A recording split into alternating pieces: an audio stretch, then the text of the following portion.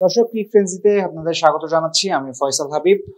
আজকে বুধবার Bangladesh Zimbabwe 5 match টি-20 সিরিজের যে শেষের দুইটা ম্যাচ আছে সেই দুইটা ম্যাচের জন্য স্কোয়াড ঘোষণা করেছে নির্বাচক কমিটি, এবং এই স্কোয়াড নিয়েই আলোচনা হবে আজকে আপনাদের সাথে। এই স্কোয়াডটা ঘোষণা করার পরে আমি মোটামুটি তিনটা ব্যাপার ফাইন্ড আউট করতে পেরেছি, এবং এই তিনটা ব্যাপার নিয়েই আসলে কথা বলবো। প্রথম ব্যাপার সেটা হলো যে শরীফুল ইসলামকে বিশ্রাম দেয়া। কেন শরীফুল ইসলামকে বিশ্রাম দেয়া জরুরি ছিল, কেন নির্বাচকদের পক্ষ থেকে এটা একটা মাস্টার স্ট্রোক ডিসিশন ছিল, এটা নিয়ে আলোচনা করব। সেকেন্ড যে ব্যাপারটা নিয়ে কথা হচ্ছে সেটা হলো যে পারভেজ হোসেন ইমন, তাকে কেন জাতীয় দলের স্কোয়াডে ডাকা হলো, কেন বাদ দেয়া হলো, মাঝখানে তাকে একটা ম্যাচও কেন খেলানো হলো না, আর যখন তাকে ম্যাচই খেলানো হবে না তখন তাকে প্রিমিয়ার লিগ থেকে কেন তুলে নেওয়া হলো, এই বিষয় নিয়ে আলোচনা করবো। আর 3 নম্বর যে বিষয়টা নিয়ে আজকে আমি আলোচনা করবো সেটা হলো যে নতুন যে স্কোয়াডটা ঘোষণা করা হয়েছে শেষ 2 ম্যাচের জন্য, সেই স্কোয়াডে কিন্তু ফিরে এসেছেন সৌম্য সরকার,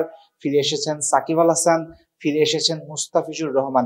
সো এই নতুন স্কোয়াডটা ঘোষণা করার পরে একাদশটা কি ধরনের হতে পারে, বিশেষ করে ওপেনিং পজিশনে এবং মিডল অর্ডার, লোয়ার মিডল অর্ডারে কিন্তু একটা ঝামেলার সৃষ্টি হতে পারে। নির্বাচক মন্ডলী একটা মধুর সমস্যায় পড়তে পারেন যে ঠিক কাদের একাদশে খেলানো উচিত। এটা নিয়ে এই 3টা টপিক নিয়ে আলোচনা করবো। প্রথম টপিক সেটা হলো শরীফুল ইসলামকে বিশ্রাম দেয়া ওয়াজ আ মাস্টার স্ট্রোক ফ্রম নির্বাচক সিলেকশন প্যানেল। কারণ যদি আপনি মুস্তাফিজুর রহমানের ব্যাপারটা দেখেন, মুস্তাফিজুর রহমানকে আইপিএল থেকে কিন্তু ফিরিয়ে আনা হয়েছে 1 মের ম্যাচটা খেলিয়ে। এরপরে কিন্তু চাইলেই মুস্তাফিজুর রহমানকে জিম্বাবুয়ের এগেনস্টে পুরো সিরিজের স্কোয়াডে রাখা যেত, কিন্তু নির্বাচক মন্ডলীর পক্ষ থেকে আব্দুর রাজ্জাক রাজ তিনি একটা ব্যাখ্যা দিয়েছেন শরীফুল এবং মুস্তাফিজের ব্যাপারে, এবং আগে থেকেই নির্বাচকদের যে প্ল্যানটা ছিল সেটা হলো যে এই প্লেয়ার যারা আছেন, বিশেষ করে পেসাররা, তাদের তো একটা ওয়ার্কলোড ম্যানেজমেন্টের তো একটা ব্যাপার থাকে। সেকেন্ড যে ব্যাপারটা থাকে সেটা হলো যে একটা দীর্ঘ ট্যুরে কিন্তু বাংলাদেশ যাচ্ছে। বিশ্বকাপ মোটামুটি 1 মাসের হবে, বিশ্বকাপের আগে আরো 2 সপ্তাহ আগে, 2-3 সপ্তাহ আগে বাংলাদেশ আমেরিকায় যাচ্ছে, কারণ আমেরিকার সাথে একটা 3 ম্যাচের টি-20 সিরিজ আছে। অর্থাৎ বাংলাদেশ দল ঈদ তো 1 নাম্বার কথা দেশের বাইরে করবে, পরিবার থেকে বাইরে করবে। 2 নম্বর যে ব্যাপারটা সেটা হলো যে দীর্ঘদিন পরিবার থেকে বাইরে যাচ্ছে এবং দীর্ঘদিন খেলার মধ্যে দিয়ে আছে। আপনি যদি শরীফুলের দিকে দেখেন, শরীফুল ফার্স্ট টেস্ট খেলেছেন শ্রীলঙ্কার এগেনস্টে, সেকেন্ড টেস্টটা খেলেননি কিন্তু দলের সাথে স্কোয়াডে ছিলেন, এবং সেই টেস্টের পরেই ঢাকায় এসে ডিপিএল খেলা শুরু করেছেন। মাঝে অল্প কদিনের একটা ঈদের ব্রেক পেয়েছিলেন। এই টানা খেলার মধ্যে আছেন, সামনেই আবার পরিবার থেকে দূরে থাকবেন দীর্ঘদিন সময়। এই কারণে শরীফুলকে একটা রেস্ট দেওয়া হয়েছে, এবং শরীফুল যেন ফ্যামিলির সাথে সময়টা কাটিয়ে একেবারে ফুরফুরে হয়ে আমেরিকার বিমানে উঠতে পারেন, এটাই হলো নির্বাচকদের লক্ষ্য। এবং শরীফুলকে এই জায়গায় বাদ দেয়া বা বিশ্রাম দেওয়ার যে ব্যাপারটা, এটা আরও একটা জিনিস প্রমাণ করে, সেটা হলো শরীফুল তাকে নিয়ে আর কোনো দ্বিধার জায়গা নেই। শরীফুলকে নতুন করে দেখে নেওয়ার কোনো বিষয় নেই। শরীফুলকে যা দেখার দেখে ফেলেছেন নির্বাচকরা, টিম ম্যানেজমেন্ট। এই কারণে শরীফুলকে একটা বিশ্রাম দেওয়া হয়েছে, এবং ফ্রেশ হয়ে আমেরিকার বিমানে যেন তিনি উঠতে পারেন, এটাই হলো লক্ষ্য। ওয়ালটন ফ্রিজ কিনে অনেকের মতো আপনিও হয়ে যেতে পারেন মিলেনিয়াল। সেরা পণ্যের সেরা অফার। এখানে একই রকম ভাবে প্রশ্ন আসতে পারে, অন্যান্য প্লেয়ারদের কেন বিশ্রাম দেওয়া হলো না? অন্যান্য প্লেয়ারদের বিশ্রাম দেওয়া হলো না কারণ পেসারদের আসলে বিশ্রামটা একটু বেশি লাগে, ব্যাটারদের তেমন বেশি বা টানা ম্যাচ খেললে তেমন বেশি সমস্যা থাকে না বা থাকতে পারে না। 2 নম্বর একটা প্রশ্ন আসতে পারে, তাহলে সাইফুদ্দিন, তাসকিন এদের কেন বিশ্রাম দেওয়া হলো না? সাইফুদ্দিনকে বিশ্রাম দেওয়ার এই মুহূর্তে বিশ্রাম দেওয়ার কোনো সুযোগ নেই, কারণ দীর্ঘদিন পরে তিনি জাতীয় দলে আসছেন। এখন যত বেশি পারা যায় তাকে ম্যাচ খেলাতে হবে। বিশ্বকাপের আগেই তাকে যতটুকু পারা যায় আন্তর্জাতিক অঙ্গনের সাথে মানিয়ে নেওয়ার সুযোগ করে দিতে হবে। তাসকিন আহমেদকে স্কোয়াডে রাখা হয়েছে, বিশ্রাম দেওয়া হয় না, কিন্তু এগেন তাসকিনও প্রুভেন পারফর্মার। আমার মনে হয় লাস্টের যে 2টা টি-20 আছে, এই 2টা টি-20তে একাদশ থেকে কিন্তু বিশ্রাম পেতে পারেন তাসকিন, যদিও স্কোয়াডে আছেন, কিন্তু হতে পারে লাস্টের 2টা টি-20তে তাসকিনকে একাদশে খেলানো হচ্ছে না। সো সব মিলিয়ে পেসারদের যে রোটেট করার একটা ব্যাপার, বিশ্রাম দেওয়ার একটা ব্যাপার, মানসিকভাবে চাঙ্গা রাখার একটা ব্যাপার, এখানে নির্বাচকরা কিন্তু 10 on 10 পাবেন। 2 নম্বর যে ব্যাপারটা সেটা হলো পারভেজ হোসেন ইমন। আমি বরাবরই বলি, পারভেজ হোসেন ইমন বাংলাদেশ ক্রিকেটের অনেক দুর্ভাগা ক্রিকেটারদের একজন, কারণ এই ছেলেটা 42 বলে 100 আছে তার। বাংলাদেশে যে করোনাকালীন সময় একটা টুর্নামেন্ট হয়েছিল, presidents cup, Bangabandhu presidents cup নামে সম্ভবত টুর্নামেন্টটা ছিল, সেখানে 42 বলে 100 রান করা আছে পারভেজ হোসেন ইমনের। কিন্তু এরপরও এই ছেলেটা বারংবার প্রতি বছরের বিপিএলে এমন কোনো দলে ইমন পড়ে যেখানে খুব বেশি ম্যাচ খেলা সে সুযোগ পারে না, 3টা বা 4টা, লাস্ট বিপিএলও 3টা বা 4টা ম্যাচ ইমন খেলেছে, তার আগের বিপিএলও 3টা বা 4টা ম্যাচ ইমন খেলেছে। ইমন জাতীয় দলে এসেছিল, জাতীয় দলের হয়ে ডেবিউ তার হয়েছে, টি-20তে একটা ম্যাচ খেলে আর কিন্তু খেলার সুযোগ পায়নি, তারপরে আবার ড্রপ করা হয়েছে। এবং এই দুর্ভাগ্যটা ইমনের কিন্তু পিছু ছাড়ছে না। ইমন যখন থেকে 19-এর ব্যাচটা, মানে যখন থেকে তিনি বয়সভিত্তিক ক্রিকেট গ্র্যাজুয়েট হয়েছেন, অর্থাৎ 2020 সালে যখন 19 ওয়ার্ল্ড কাপ জিতলো এই ব্যাচটা, তারপর থেকে ইমনকে নিয়ে কথা হচ্ছে যে ইমন মার্কুটে ব্যাটার, ইমনকে আমরা টি-20তে কাজে লাগাবো, কিন্তু সামহাও কখনো ইমন পর্যাপ্ত সুযোগটাই পাননি নিজেকে প্রমাণ করার। এই সুযোগটা কিন্তু ইমন পেয়েছিলেন এবারে ডিপিএলে প্রাইম ব্যাংকের হয়ে খেলেছেন, তামিম ইকবালের সাথে ওপেন করতে নেমেছেন পারভেজ হোসেন ইমন, কিন্তু তামিমকে সারপ্রাইজ করে গেছেন, তামিমের চেয়েও ভালো খেলেছেন ইমন, এবং এই খেলেই কিন্তু তিনি জাতীয় দলের স্কোয়াডে আবার ডাক পেয়েছিলেন টি-20 সিরিজে জিম্বাবুয়ের এগেনস্টে। সো বিশ্বকাপের ঠিক আগে এই একটা সিরিজ, এবং এই সিরিজে ইমনকে ডাকা হয়েছিল, ডিপিএল পারফর্ম করেছেন এই কারণে, কিন্তু কোথাও না কোথাও বোঝা যাচ্ছিল যে ইমনের এই বিশ্বকাপ স্কোয়াডে জায়গা পাওয়াটা খুবই কঠিন। ইমন এই বিশ্বকাপ স্কোয়াডে আলটিমেটলি জায়গা পাবেন না, এবং এই সরাসরি বিশ্বকাপে যদি ইমনকে খেলিয়ে দেওয়া হতো সেক্ষেত্রে ভালোও হতো না, প্রেশারে থাকতেন, হয়তোবা সেরা পারফর্মটা করতে পারতেন না ইমন। সো সামহাও ইমন বিশ্বকাপে যাচ্ছেন না এটা মোটামুটি নিশ্চিত ছিল, কিন্তু এরপরও আশা ছিল যে 2-1টা ম্যাচ হয়তোবা ইমনকে দেখে নেওয়া হবে, কিন্তু নির্বাচকরা সেই সময় সুযোগটা পাননি। হয়তোবা লিটন দাস যদি ভালো টাচে থাকতেন তাহলে লিটনকে বিশ্রাম দিয়ে হয়তোবা ইমনকে 1-2টা ম্যাচ খেলানো যেত, কিন্তু সেই সময় সুযোগটা নির্বাচকরা পাননি, তাই ইমনকে ম্যাচ খেলানো হয়নি। আর যেহেতু ইমন ওয়ার্ল্ড কাপে যাচ্ছেনই না, সেহেতু ইমনকে আর পরের 2টা ম্যাচেও রাখার প্রয়োজন মনে করেনি নির্বাচকরা। Nothing wrong in this process. নির্বাচকরা যে ইমনকে ম্যাচ না খেলিয়েই বাদ দিয়েছে বিশ্বকাপের ঠিক আগে, এখানে কোনো ভুলের কিছু আমি এই মুহূর্তে দেখছি না। তবে হ্যাঁ, যেহেতু ইমনকে এখন আসলে নাড়াচাড়া করেও লাভ হতো না, বিশ্বকাপের প্ল্যানে যেহেতু ইমন ছিল না, সেহেতু পুরো ডিপিএলটা আমার মনে হয় ইমন খেলতে পারতো। সেক্ষেত্রে হয়তো বা ইমন হাইয়েস্ট রান গেটার যদি হতে পারতো ডিপিএলের, আর একটু আত্মবিশ্বাস পেত, আর একটু ম্যাচ প্র্যাকটিসের মধ্যে থাকতে পারতো। সো সব মিলিয়ে ইমনকে যদি একেবারেই স্কোয়াডে না ডাকা হতো ওইটাও ঠিকঠাক ছিল।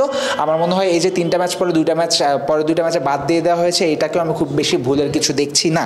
তবে হ্যাঁ, ইমনের জন্য একটা মেসেজ আছে। মেসেজটা হলো যে you have a long time ahead. সামনে আরও অনেক সময় আছে ইমনের, এবং যেভাবে তিনি কন্টিনিউয়াসলি জাতীয় দলের দরজার করাটা নাড়ছেন, এক সময় না এক সময় তিনি জাতীয় দলে ঠিকই ঢুকবেন। এবং এই সময়টা, এই যে খারাপ দুর্ভাগ্যের সময়টা, বছর বছর বিপিএলে জায়গা না পাওয়া, দল একাদশের সুযোগ না পাওয়া, কিংবা বাংলাদেশ জাতীয় দলের স্কোয়াডে ডাক পেয়ে খেলার সুযোগ না পেয়ে আবার বেরিয়ে যাওয়া, এই বিষয়গুলো থেকে ইমনকে শিক্ষা নিতে হবে, মানসিকভাবে আরও দৃঢ় হতে হবে। কারণ কাল হোক, পরশু হোক, অথবা পরের সপ্তাহে হোক, ইমনের সুযোগ আসবেই। বাংলাদেশের টি-20 ক্রিকেটকে ইমন সার্ভ করবেই বলে আমার মনে হয়, কিন্তু যখন সে সুযোগটা আসবে তখন যেন তিনি সুযোগটা 2 হাতে গ্র্যাব করার জন্য রেডি থাকতে পারেন, এটা কিন্তু ইমনকে নিজেকেই মেকশোর করতে হবে। 3 নম্বর পয়েন্ট যেটা, সেটা হলো নতুন ঘোষিত স্কোয়াডে একাদশটা কেমন হবে। নতুন ঘোষিত স্কোয়াডে 2টা পয়েন্ট নিয়ে, একাদশে 2টা পয়েন্ট নিয়ে একটু ঝামেলা হতে পারে। প্রথম পয়েন্টটা হলো ওপেনিংয়ে যেহেতু সৌম্য সরকারকে স্কোয়াডে ফেরানো হয়েছে, তাহলে জিম্বাবুয়ের এগেনস্টে 4র্থ আর 5ম এই 2 ম্যাচে ওপেনিং করবেন কে, লিটন সৌম্য নাকি সৌম্য তানজিদ তামিম? এখানে একটা বড় সড়ো একটা ডিবেট হতে পারে টিম ম্যানেজমেন্টের যখন একাদশ সিলেকশন প্রসেস আসে তখন। কারণ আগেও বলেছি, লিটনকে এই খারাপ ফর্মে থাকা অবস্থায় যদি আপনি বাদ দেন এবং বিশ্বকাপের আগে আর কোনো ম্যাচ না খেলান, তাহলে খারাপ ফর্মের একটা ক্রিকেটারকে নিয়ে আপনি বিশ্বকাপে যাচ্ছেন।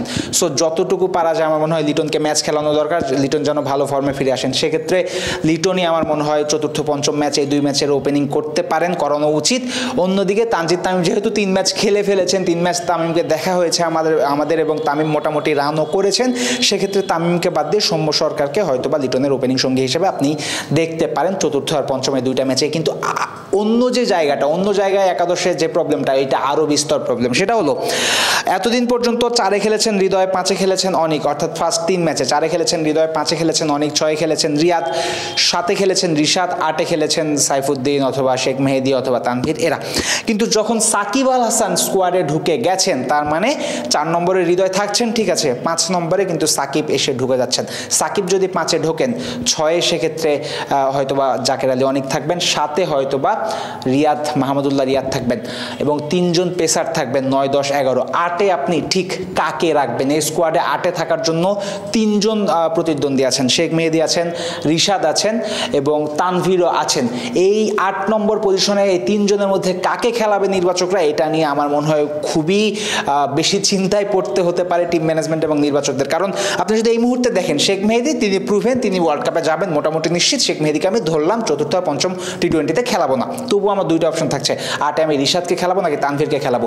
এবং তানভীরকে খেলানো কেন গুরুত্বপূর্ণ? কারণ বিশ্বকাপ স্কোয়াডের 15 নম্বর জায়গার জন্য আমি তানভীর আর তানজিম হাসান সাকিব এই দুইজনের মধ্যে যে কোনো একজনকে নিব। তো যেহেতু আমি ওয়ার্ল্ড কাপের চিন্তায় তানভীরকে রাখছি, সেহেতু তানভীরকে ম্যাচ খেলাতে আমার হবে। আবার রিশাদও আমার একাদশে থাকার পরিকল্পনায় আছে।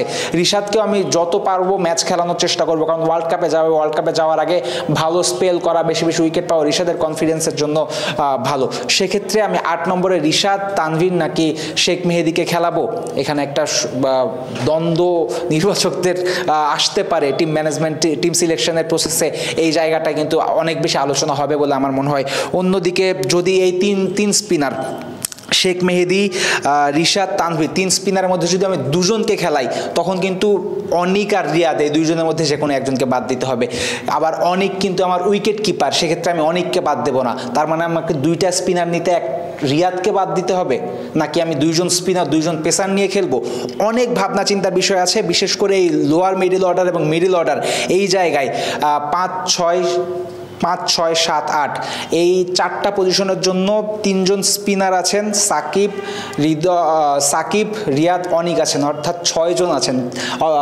জায়গা 4টা, প্লেয়ারের অপশন 6টা। এই 6 জনের মধ্যে কোন 4 জনকে খেলানো হবে, কোন ম্যাচে কোন 4 জন খেলবেন, এইটা নিয়ে অনেক বেশি চিন্তা করতে হবে। আমি নিশ্চিত কম্পিউটার অ্যানালিস্ট, কোচ, ক্যাপ্টেন তারা অনেক বেশি আলোচনা করবেন এটা নিয়ে। এবং বাংলাদেশ ক্রিকেটের জন্য এটা কিন্তু একটা ভালো সাইন যে 2-3টা জায়গার জন্য 4-5 জন করে অপশন আছেন। এবং এই ধরনের মধুর সমস্যায় যত বেশি পড়বে টিম ম্যানেজমেন্ট, যত বেশি পড়বে নির্বাচকরা, তত বেশি কিন্তু ধীরে ধীরে শক্তিশালী হবে বাংলাদেশ দল। সো সব মিলিয়ে চতুর্থ আর পঞ্চম এই 2টা টি-20তে এই যে 5, 6, 7, 8 এই 4 পজিশনে কারা কারা খেলছেন, কাদের কাদের খেলানো হচ্ছে, বাংলাদেশ ঠিক কী কম্বিনেশনে মাঠে নামছে, এটা দেখার জন্য আমি বেশ মুখিয়ে আছি এবং এটা দেখা বেশ ইন্টারেস্টিং হবে। এবং যদি যখন চতুর্থ পঞ্চম টি-20-র একাদশটা দেখা যাবে, টিম কম্বিনেশনটা বোঝা যাবে, তখন কিন্তু বাংলাদেশের প্ল্যান সম্পর্কেও একটু ধারণা পাওয়া যাবে, ঠিক কোন প্ল্যানে বাংলাদেশ বিশ্বকাপে যেতে যাচ্ছে। দর্শক, বুধবারের ঘটনা এই সবই ছিল।